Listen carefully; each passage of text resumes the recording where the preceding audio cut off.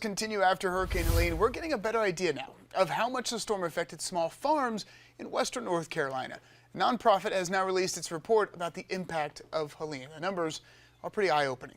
The report found 86% of small farms reported physical damage, with 70% citing damage to their land and waterways. On average, these farms reported $40,000 in cleanup and recovery costs. 62% report a hit to their sales last year due to product loss. The 39% say they expect to lose money this year as they recover. On average, total sales lost per farm, which includes product loss and market closures, would be $30,000 in 2024 and around $28,000 for 2025.